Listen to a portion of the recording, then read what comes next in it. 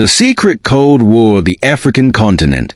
The Cold War, often defined by the ideological and military tension between the United States and the Soviet Union, was much more than a direct rivalry between two global superpowers. It was a multifaceted, far-reaching struggle that affected the entire world.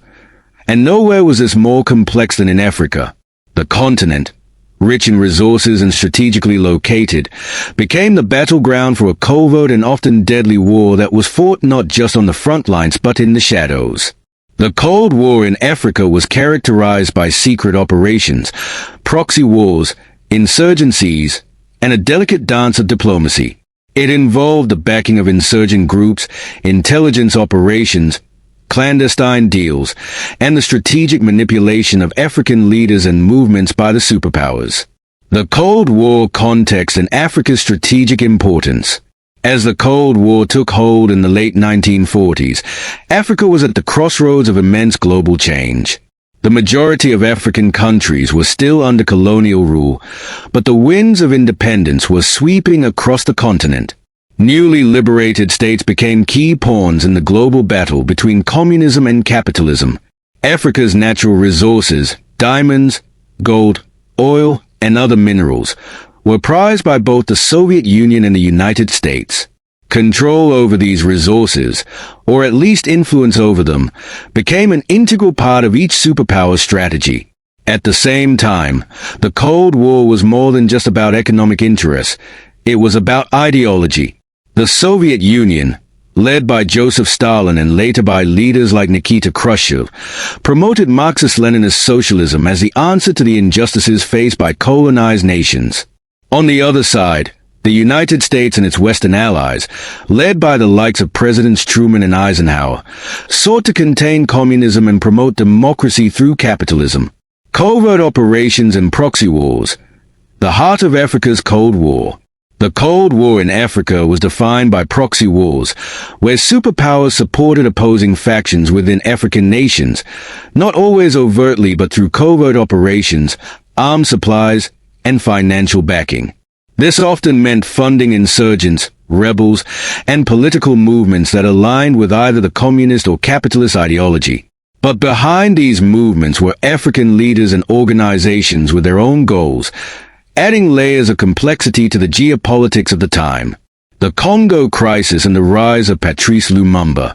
One of the first significant conflicts that reflected the Cold War struggle in Africa was the Congo crisis. In 1960, the Republic of the Congo gained independence from Belgium. Patrice Lumumba, the first prime minister of the newly independent Congo, immediately sought to unify his nation and secure its resources for the benefit of the Congolese people. However, Lumumba's rhetoric and actions drew the attention of both the United States and the Soviet Union. Lumumba was an ardent nationalist and proponent of Pan-Africanism, aligning with the Soviet Union in a bid to secure support for his government and to gain leverage in the fight against Belgium's lingering influence. His socialist leanings alarmed the United States, which feared that the Congo would become a communist stronghold in the heart of Africa. Meanwhile, the Soviet Union saw Lumumba as a potential ally to promote its ideology in Africa.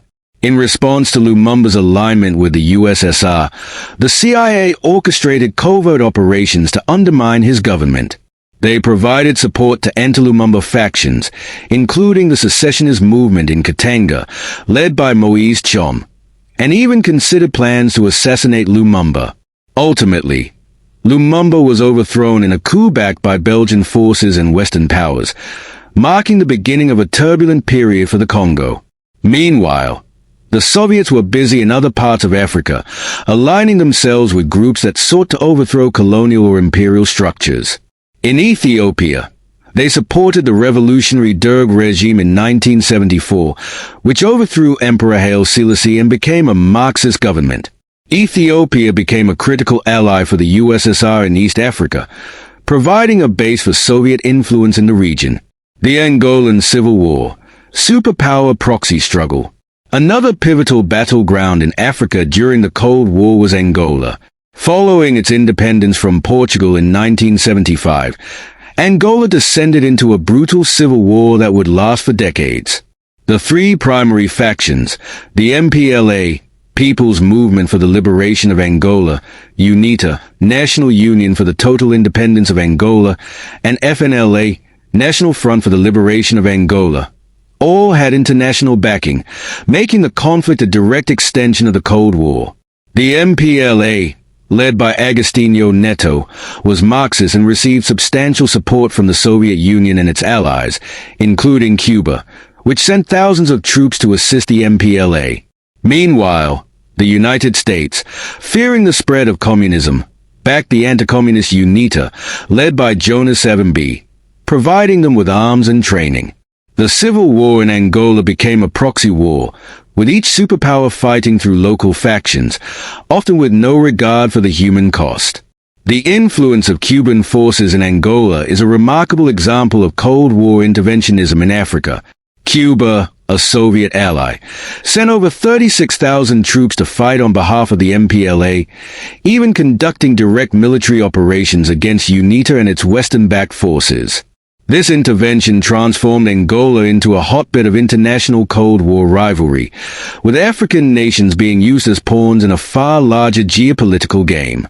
The Horn of Africa, the Ethiopia-Somalia conflict. The Horn of Africa also became a crucial area of Cold War tensions. In the 1970s, the Ogaden War erupted between Somalia and Ethiopia, with the Soviet Union supporting Ethiopia and the United States backing Somalia. The Ethiopian Revolution in 1974 led to the rise of the Marxist Derg regime, which aligned with the Soviet Union, while Somalia, led by Siad Barre, aligned itself with the United States, seeking military and financial aid. The Soviet Union's involvement in Ethiopia was seen as a significant expansion of communist influence in the region, and the United States, despite backing Somalia, also covertly supported rebels in Ethiopia, including separatist movements in Eritrea and other regions. The Horn of Africa became a theater for proxy conflicts, with both sides using military aid, intelligence operations, and support for insurgents as part of their strategies to gain influence. The role of African leaders, ideological shifts, and realpolitik. While the United States and the Soviet Union were busy jockeying for influence in Africa, many African leaders played a crucial role in shaping the continent's Cold War story. Some were unwitting pawns, while others skillfully maneuvered between the superpowers to gain benefits for their countries. One key example is the role of Julius Nyerere, the president of Tanzania. Nyerere was a staunch Pan-Africanist and socialist who sought to steer Tanzania toward an independent and self-sufficient future. While Nyerere's support for anti-colonial struggles aligned with the Soviet bloc in principle, he was also deeply cautious of becoming a pawn in the Cold War. His approach was pragmatic. He accepted Soviet aid but rejected direct intervention and sought to maintain Tanzania's independence in foreign policy. Other African leaders, such as Mobutu Seko of Zaire, now the Democratic Republic of the Congo, leveraged the Cold War rivalry to secure military aid and political support. Mobutu was a staunch anti-communist and allied himself with the West, particularly the United States, which provided him with support to combat Marxist insurgencies. In return, Mobutu became one of the most corrupt and authoritarian rulers in Africa, enriching himself while maintaining the support of his Western backers. Conclusion: the legacy of Africa's Cold War. The Cold War in Africa remains one of the most fascinating and underreported chapters of 20th century history. While the major players in the Cold War were focused on Europe, Asia, and the Americas, the covert operations, proxy wars, and secret alliances that played out in Africa had far-reaching consequences. The legacy of these Cold War interventions is still felt today, as many African nations continue to grapple with the aftermath of these superpower-sponsored conflicts, such as instability, corruption, and weak governance structures. The role of African leaders and insurgents in these covert battles cannot be underestimated. While some were puppets of the superpowers, others skillfully used the Cold War dynamics to further their own national agendas. Africa, often seen as a mere battleground for external powers, played a more active and strategic role in shaping its own destiny during the Cold War. The continent's struggle for independence and sovereignty was not just about liberation from colonial rule, but also about navigating the complex web of global geopolitics. The secret Cold War of Africa is a reminder that history is often written in the shadows, and the true impact of these covert operations is only beginning to be fully understood.